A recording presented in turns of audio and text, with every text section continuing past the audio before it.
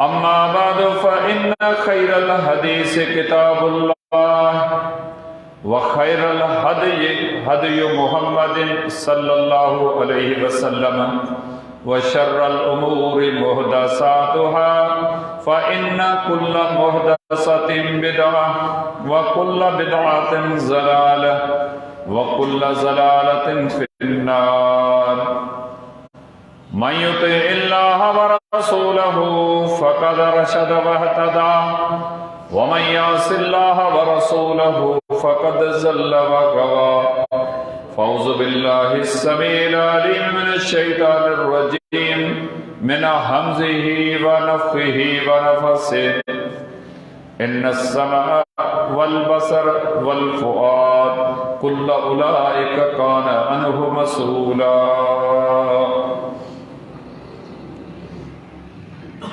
اللہ سبحانہ و تعالی جو اساں جے متھاں جیکے احسان مندیوں نوازشوں اے نعمتوں ہیں انہن میں ہی 5 فٹو وجود بدن اے جسم اللہ تعالی جے نعمتوں مجا ہکڑی وڈی نعمت ہے.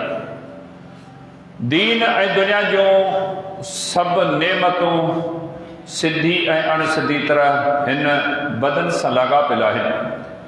جے کرے انسان کے ہی بدن حاصل ہے ان میں روح پنجے حرکت میں اگتے پوئتے اگیاں پچھاں تھیندو رہے تو اکھیوں ڈسن تھیوں زبان ڳالہائے تھی کن ٻدھن تھا پٹھی جو کنڈو ڈوڑو تھیے تو ہتھ وٹھن تھا ऐं पेर विकूं भरीनि था ऐं इंसान के अक़ल ऐं शूर जी नेमत हासिल आहे जंहिंजे बुनियाद ते हू पंहिंजी ज़िंदगी जा ॾिहाड़ा गुज़ारे थो त यकीनन इहे सभु अमल अल्लाह जे नेमतुनि जा हिकिड़ी नेमत आहे. शरीयत जेका क़ुर ऐं हदीस ते मुश्तमिल आहे उन पंहिंजे मञींदड़नि खे हिन ॻाल्हि जो पाबंद कयो आहे त बेहैसियत हिकु मुस्लमान जे अवां ऐं असीं अल्लाह रब्बुल इज़्ज़त जी हिकु नेमत जो कदर करियूं एहसान मञियूं. न सिर्फ़ एतिरो पर उन जे इस्तेमाल जे मामले में मुहतात रहूं. शरीयत पंहिंजे मञींदड़नि खे इन ॻाल्हि जी नसीहत कई आहे त अवां हिन दुनिया में कंहिं बि ज़िंदगी जे मोड़ ते पंहिंजी मर्ज़ी ऐं पंहिंजो अख़्तियार न हलायो. शरीयत क़ुर ऐं हदीस जी रोशनी में असांजे साम्हूं मौजूदु आहे. उन अल्लाह ऐं उन जे रसूल सल्लल्लाहु अलैहि वसल्लम जिन असांखे हिन बदन जे हवाले सां कुझु हिदायतूं ऐं नसीहतूं करणु फरमायूं आहिनि. ही दुनिया जंहिंमें आऊं ऐं तव्हां पंहिंजी ज़िंदगी गुज़ारे रहिया आहियूं हक़ीक़त में हिकु इम्तिहान गाह आहे जंहिंमें आऊं ऐं तव्हां घड़ी घड़ी हर बार वरी इम्तिहान ॾियूं पिया. ज़बान जो इम्तिहान, अख जो इम्तिहान, कननि जो इम्तिहान, हथनि पेरनि जो इम्तिहान, खाइण पीअण जो इम्तिहान. हिकु मामले में आऊं ऐं तव्हां हिन दुनिया में इम्तिहान ॾियण जे लाइ आया आहियूं. पोइ खटी तोड़े हाराई हंधु तुंहिंजो ही खटण ऐं हारण जी जाइ आहे. उन जो ऐलान थींदो क़यामत जे ॾींहुं त केरु कामयाबु आहे केरु नाकाम आहे. अल्लाह ऐं उन जी शरीयत असांखे इहो हुकुम कयो आहे त अल्लाह रब्बुल इज़्ज़त तव्हांखे अख जहिड़ी अज़ीम नेमत ॾिनी आहे उन अख जे इस्तेमाल में मुहतात रहो. मतां अहिड़ी जाइ ते अव्हांजी नज़र पवे, अहिड़ी जाइ ते झाती पायो जिते अल्लाह ख़ुशि नथो थिए, रसूल मना कई आहे. अव्हां ऐं असां उन्हनि शयुनि जो लिहाज़ ऐं ख़्यालु रखूं. अल्लाह रब्बुल आलमीन मोमिननि खे क़ुर मजीद में जेके नसीहतूं ऐं हिदायतूं करणु फरमायूं आहिनि उन्हनि में इहा बि नसीहत आहे मोमिन मर्द ऐं मोमिना औरतूं पंहिंजी नज़र जी हिफ़ाज़त कनि. मतां नेकिन चङाइनि सुठाइनि जे बावजूद बि नज़र जे नाजाइज़ इस्तेमाल जे करे नुक़सान में न पवनि. अल्लाह रब्बुल आलमीन क़ुर हकीम में सूरतुल नूर जी आयत नंबर 30 ऐं 31 में ईमान वारनि मर्दनि ऐं औरतुनि सां मुख़ातिब थींदे उन्हनि खे नसीहतूं करणु फरमायूं आहिनि. فرمایا یا ایھا الذین آمنوا لا تدخلوا بیوتا غیر بیوتکم حتی تستأنسوا وتسلموا علی اہلها ذالکم خیر لکم لعلکم تذکرون فإن لم تجدوا فیہا احدا فلا تدخلوها حتی یؤذن لکم وإن قیل لکم ارجعوا فارجعوا هو ازکی لکم واللہ بما تعملون علیم لیس علیکم جناح ان تدخلوا بیوتا غیر مسکونۃ فیہا متاع لکم واللہ یعلم ما تبدون وما تکتمون قل للمؤمنین یغضوا من ابصارهم ویحفظوا فروجهم ذلک ازکی لهم ان اللہ خبیر بما یصنعون وقل للمؤمنات یغضضن من ابصارهن ویحفظن فروجهن ولا یبدین زینتهن الا ما ظہر منها ولا یضربن بخمرهن على جیوبهن ولا یبدین زینتهن۔ اللہ رب العالمین قرآن حکیم میں ارشاد فرمایو اے ایمان وارو ایڑے گھر میں داخل نہ تھیو جنہیں گھر میں داخل تھن جے لے تمہاں کے اجازت کا نہیں کا پہنیا در تے ونجو آئیں اتے انہن کا اجازت طلب کریو پوئے انہن گھر میں داخل تھی نہ کریو جڑے انہن وقت اما ونجو اما کے سڈ ڈین پہنیا انہن کے چو السلام علیکم انہن تے انہن جے گھر وارن تے سلام چو تاں تو انہن کے خبر پوے تو باہرا کو مانو آئیو بنا سڈ سلام اجازت دے تمام کے تو مسلمان جے گھر میں داخل نہ تھی نہ کریو کوئی انہن مسلمانن کھا قیامت دنی اللہ سوال کرے مسلمان پنجے بچن ننگن نیانن سا رات جو آرامی ہوا اما انہن جا لوڑھا ٹرپیو اما انہن جا در ٹرپی ویو اما انہن جا کوٹ بھنی اندر داخل تھیو انہن جے بچن میں دجاؤ انہن جی ملکت تے ہتھ صاف کئیو چوریوں کئیو قیامت دنی جے کدے اللہ اما کا سوال کرے سورۃ النور میں متما کے تعلیم دنی ہی مومن مسلمان جے گھر میں ان نمونے سا تمہیں داخل نہ تھیو وہ کہو جواب دی دو اللہ رب العالمین فرمایو ایو تمہیں جے لائے بھلوا تاں تو تمہیں نصیحت وٹھو پوئے جے کدے گھر میں کو موجود کون ہے اما ویو اما ونجی السلام علیکم چیو شریعت امر کیو ہے اما درن تے ونجو اتے بھی کرے السلام علیکم چو خود نبی علیہ السلام جن کئی مرتبہ صحابہ کرام رضوان اللہ علیہ مجمعین جے گھر ویندا ہا ایک انصاری صحابی جے گھر حاضر تھیا پان کو نہ ہو سندن گھر واری موجود ہوئی پان دروازے تے بھی ہی چیوں السلام علیکم ورحمت اللہ وبرکاتہ اندران جواب کو نہ آئیو وری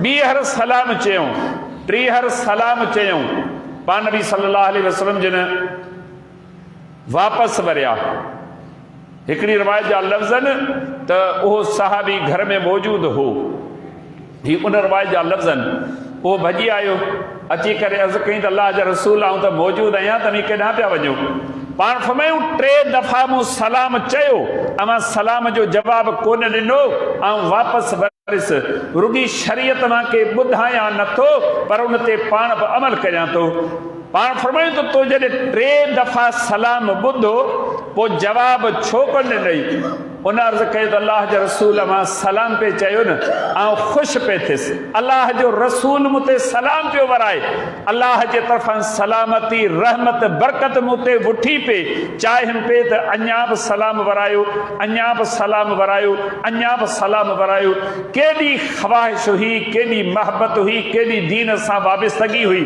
کوئی نبی علیہ السلام نے کے پنجے گھر وٹھی آیا تو شریعت امر کہو ہے امی کے بنیو تھا پر گھر پرے آ اما اس تئی سلام پہنچائے نتھا سگو تو پو گھٹ میں گھٹ کہیں بار سا نیاپو موکلیو یا صد کرے ان کے اطلاع کریو تاؤں تمہاں وٹ آئیو ہیں ایں کہیں کم سانگے آئیو ہیں اللہ رب العالمین فرمایو ایسی تئی گھرن میں داخل نہ تھیو جیسی تئی تمہاں کے موکل نہ ڈنی وجے ऐं जेकॾहिं अव्हां खे चयो वञे मोटी वञो, ऐं हींअर वांदो कोन आहियां, शरीयत अमर कयो आहे, अव्हां कंहिं बि माण्हू सां मिलण जी ख़्वाहिश रखो था, हींअर त जदीद दौर आहे, वॾी सहूलियत थी पई आहे, उनखे तव्हां ॿुधो अदा सुभाणे ॾे करो, सुबुह जो या मंझंदि जो या शाम जो फलाणे वक़्तु तव्हांखे बंदि कई आहे, चवे त हा मुंहिंजी ख़्वाहिश आहे त तव्हां वटि हिकु कम सां अचां पियो, जेकॾहिं मूंखे वक़्तु ॾियो त तव्हां सां मुलाक़ात अची करियां। ओचितो इंसान अची कड़कियो, हुन वटि अॻ ई केतिरा महिमान वेठा आहिनि, मसरूफ़ आहे, हू मोटाईंदो कोन, मान ॾींदो, पर हू तंग थी पवंदो। ॾिसो त इस्लाम केॾो अख़लाक़ सेखारियो आहे, अव्हां इजाज़त वठी ईंदव, अव्हां जी आदर भाव उहा थींदी, इज़त उहा थींदी, अहमियत उहा मिलंदी। हीअ असीं दुनिया में ॾुखिया छो थिया आहियूं, शरीयत जी तालीम असांखे यादि बि कान्हे का, धाणी सुतो पियो आहे, ओचितो अची कड़कूं था, शरीयत अमर कयो आहे, इतलाह करियो त सुभाणे ईंदुसि, धाणी खे ख़बरात ई मूं वटि अचे पियो। अल्लाह रब्बुल आलमीन फरमायो,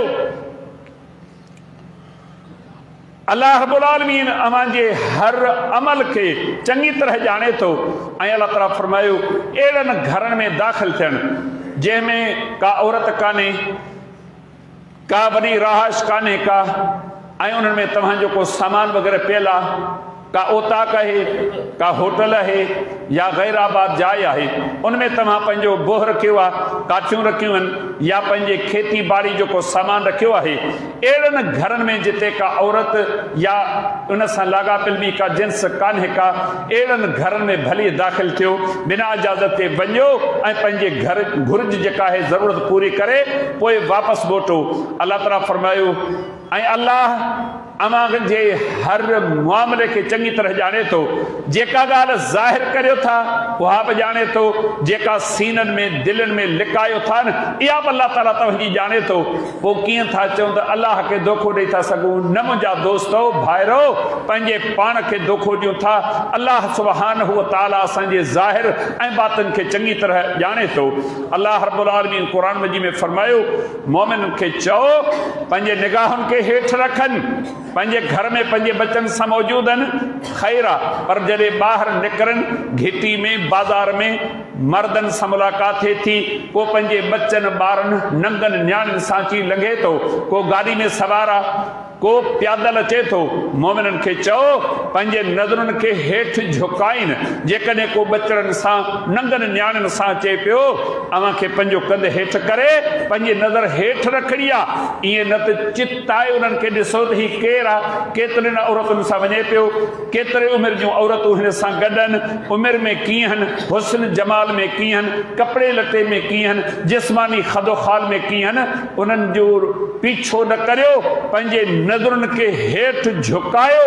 इहा तव्हांजे लाइ शरीयत तालीम ॾिनी आहे। ऐं पंहिंजे ओघड़ुनि जी हिफ़ाज़त करियो, मतां शैतान अव्हां खे वरगलाए, अव्हां खे विसविसा विझी कंहिं गुनाह जे कम में फासाए न विझे।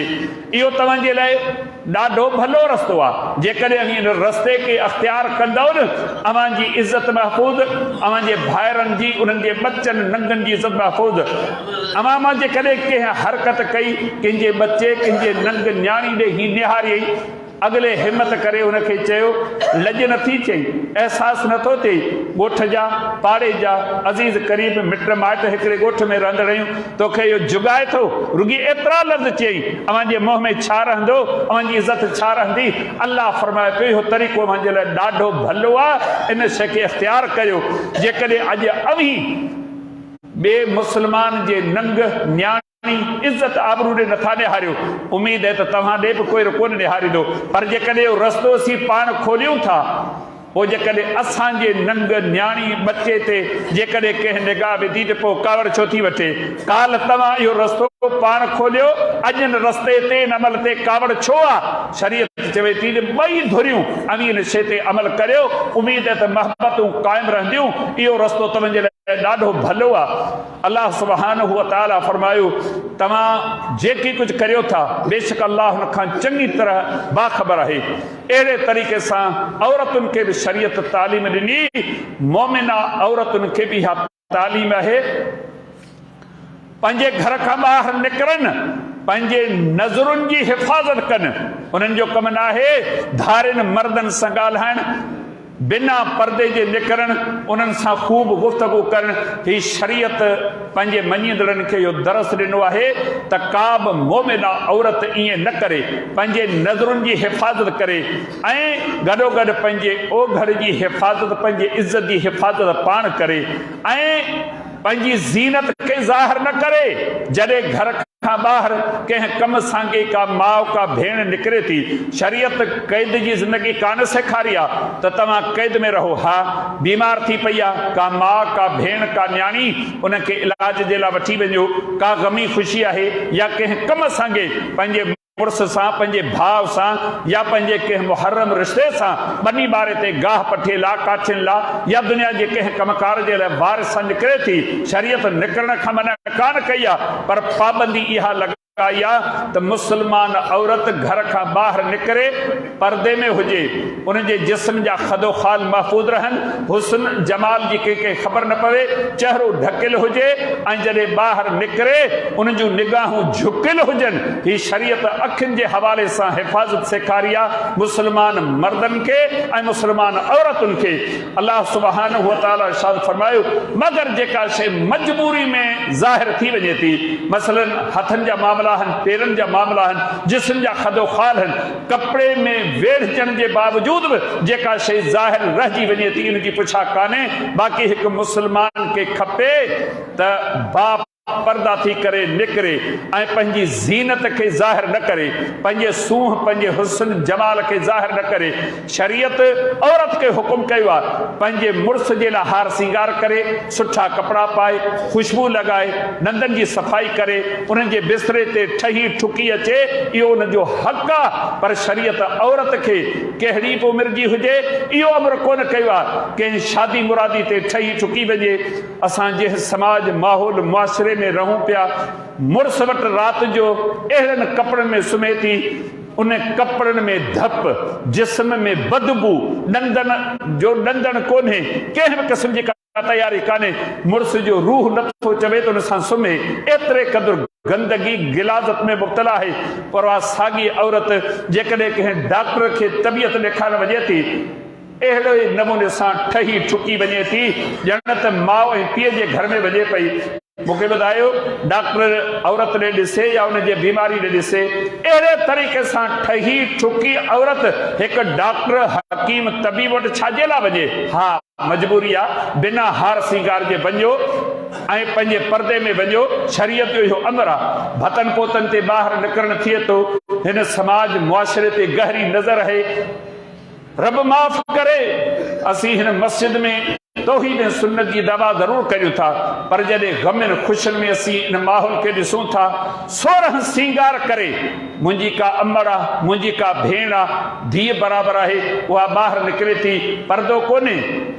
ड्राइवरनि सां गैर जेके शरई क़ाइदा कानून उसूल आहिनि मर्दनि जा, उन्हनि सां ॻाल्हाइण, भतन पोतन ते वञणु थिए थो, शादी हालनि में थिए थो, इहे वेटर अचनि पिया।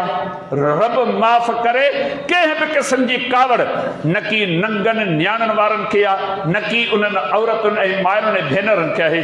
ही अलाह जो क़ुरान तालीम कहिड़ी पियो ॾिए। ही दुनिया में दंगा फसाद ऐं बेवाजिबियूं ज़्यादतियूं जेके थियनि पयूं न, इहे सभु शैतान जे चवण ते ऐं असांजे अमल करण सां थियनि थियूं। तव्हां मूंखे ॿुधायो, भतन पोतन ते वञो, इस्लाम मना कान कई आहे, पर अहिड़े तरीक़े सां वञो जो अव्हां ते कंहिं धारे मर्द जी निगाह न पवे, जो वही बापर्दा हुजो। हर क़िस्म जो हार सिंगार करे, बेहतरीन वॻो, बेहतरीन जुती पाए, सोरह सिंगार करे, बिना पर्दे जे जॾहिं औरत ॿाहिरि निकिरे थी, नबी अलैहिस्सलाम जो फरमान आहे, शैतान उन जो पीछो करे थो। ऐं अहिड़े क़िस्म जी औरत जे लाइ नबी अलैहिस्सलाम ने फरमायो, फहिय ज़ानियतुन फहिय ज़ानियतुन, अहिड़े क़िस्म जी औरत ज़िनाकार आहे।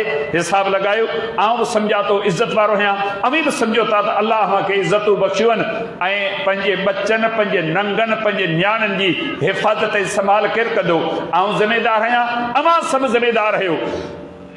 इन हवाले सां ॿाहिरि निकिरणु थिए थो, कंहिं बि क़िस्म जी का परहेज़ कान्हे का। ही हेड़े माहौल, हेड़े समाज, हेड़े मुआशिरे में जिते गुनाह, नाफ़रमानियूं, गंदगी जे ढेर जीअं मौजूद आहिनि, उते आऊं ऐं तव्हां कहिड़े नमूने सां शिरकत करियूं था।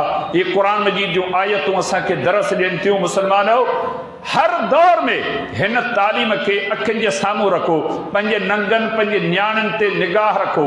अल्लाह रब्बुल इज़्ज़त रहम करे।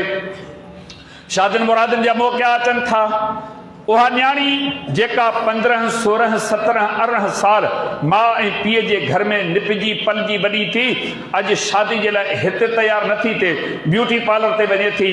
तव्हां मूंखे ॿुधायो कहिड़ो समाज, कहिड़ो मुआशिरो आहे? छा इहा न्याणी जंहिं 16, 17 साल माउ ऐं पीउ जे घर में ज़िंदगी गुज़ारी आहे, इन जे लाइ घर में मेकअप हार सिंगार जो इंतज़ाम नथो थी सघे, पोइ कहिड़ा दुनिया में वाक़िया जनम वठनि था, केतिरे क़दुरु दुनिया में बदनामियूं थियनि थियूं, केॾियूं रुसवायूं थियनि थियूं। सॼी दुनिया इंतज़ार में आहे, मानी हलायो साईं कुंवार कान्हे, किथे आहे? ब्यूटी पार्लर ते वई आहे। जॾहिं ठही ठुकी तयार थिए उन खां पोइ शादी हाल में अचे थी। तव्हां ॿुधायो अहदे रिसालत जे 23 सालनि जी ज़िंदगी ते गौर करियो। खुलफाए राशिदीन रज़ी अल्लाह अन्हुम जे 40 सालनि ताईं इहा ख़िलाफ़त हली आहे। उन दौर ते गौर करियो। इन 29-30 सालनि में उन खां बाद तक़रीबन 100 हिजरी ताईं साहबा रज़ी अल्लाह अन्हुम जो वजूद मौजूद हो। कॾहिं कंहिं सहाबी जी का न्याणी ब्यूटी पार्लर ते वई हुजे, उतां ठही ठुकी तयार थी अचे, केॾो वॾो पैसो आहे। माण्हुनि खे तव्हां ॾिसंदो, अहिड़नि कमनि ते माण्हू लखें रुपया ख़र्च कनि था दुनिया खे ॾेखारण जे लाइ, दुनिया जी शोहरत वाह हासिल करण जे लाइ। शरीयत अमर कयो आहे हिकु मुस्लमान मोमिन मर्द ऐं मुस्लमान मोमिना औरत इन क़िस्म जा कम न कनि जो उन्हनि जे इज़्ज़तुनि, उन्हनि जे आबरूअनि ते को हमलो थिए। अल्लाह जी शरीयत मर्दनि खे, औरतुनि खे इहो अमर कयो आहे, घर खां ॿाहिरि निकिरो, पंहिंजे नज़र जी हिफ़ाज़त कयो, जिस्म जी हिफ़ाज़त कयो। ही 5 फुटो बदन कपिड़े में लपटियल हुजे। अचो बहिराड़ियुनि जूं औरतूं, शहरनि जूं औरतूं, ॿिन्ही जो मवाज़नो करियो। आहे को फ़िक्र? घर में पीउ मौजूदु आहे, मुड़ुसु मौजूदु आहे, भाउ मौजूदु आहे, उन जे साम्हूं ठही ठुकी तयार थी बिना पर्दे जे ॿाहिरि निकिरे थी, शहरनि बहरनि में वञे थी। केतिरा मर्द गॾु आहिनि, केतिरा संभालींदड़ गॾु आहिनि। अचो दुनिया जी गंदगियुनि गिलाज़तुनि ते नज़र विझो। सिर्फ़ु भाड़े खां ड्रिजूं था। इहे 200 रुपया मुंहिंजा बचनि। सुबुह जो 10-10, 12-12 औरतूं सुज़ुकियुनि में, कारनि में, गाॾियुनि में चढ़ी शहर में वञनि थियूं। सुबुह जो वई आहे, सुहमानी जो घर मोटी आहे। पुछूं था केॾांहुं वई हुई, छो वई हुई? तव्हां मूंखे ॿुधायो। अल्लाह रब्बुल इज़्ज़त रहम करे हिन गुनहगार अखियुनि शहर में हिकिड़ो मंदरु ॾिठो। ऐं दुकान ते बीठो हुजां, औरत हिकिड़ी आई, उन इज़ी लोड जा पैसा ॾिना, उन नंबर ते इज़ी लोड कया।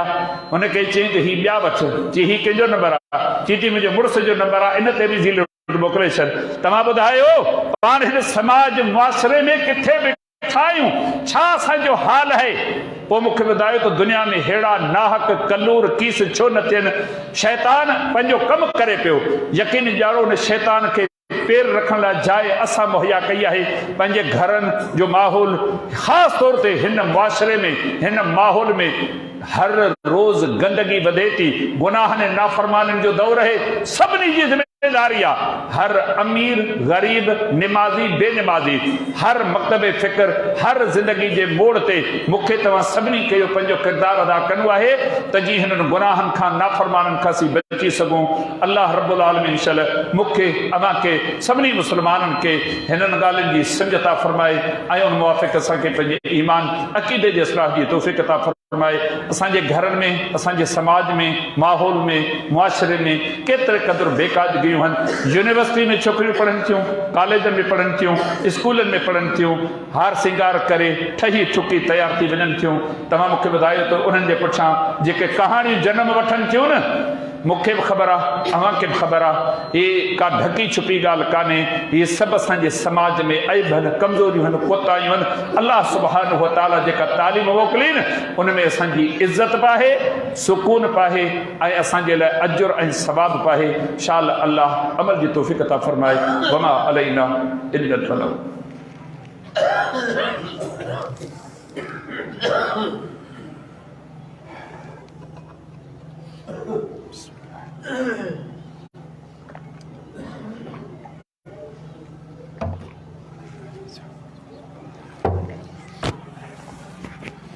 الحمد للہ رب العالمین والصلاة والسلام علی اشرف الانبیاء والمرسلین وعلی آلہ وصحبہ اجمعین اما بعد فاعوذ باللہ السمیع العلیم من الشیطان الرجیم من حمزہ ونفخہ ونفثہ ان السمع والبصر والفؤاد کل اولئک کان عنہ مسئولا۔ مجھے عزیز بھائیرو دوستو، اللہ سبحانہ و تعالیٰ قرآن حکیم میں ارشاد فرمایو، بے شک تمہاں کھاں کنن جے بارے میں، اکھن جے بارے میں ऐं दिल जे बारे में पुछा कई वेंदी। अॼु ज़िंदा आहियूं, इन्हनि सभिनी उज़वनि जी, इन्हनि सभिनी नेमतुनि जी क़दरदानी करियूं। कंहिं नाजाइज़ कम में इन्हनि उज़वनि खे, इन्हनि संदनि खे, जिस्म खे मुलविस न करियूं, वरना क़यामत जॾहिं अल्लाह ताला सां का सवाल कंदो ऐं उनखे जवाब ॾियण जे असां में का सघ कान्हे का। अॼु ज़िंदा आहियूं, अचो त सभई गॾिजी पंहिंजी इस्लाह करियूं। अखियुनि जे हवाले सां असांजे मथां इहे पाबंदियूं शरीयत लागू कयूं आहिनि त हिननि जो जाइज़ इस्तेमालु करियो। अहिड़ी जाते अखि न अटके जिते अल्लाह नाराज़ थिए।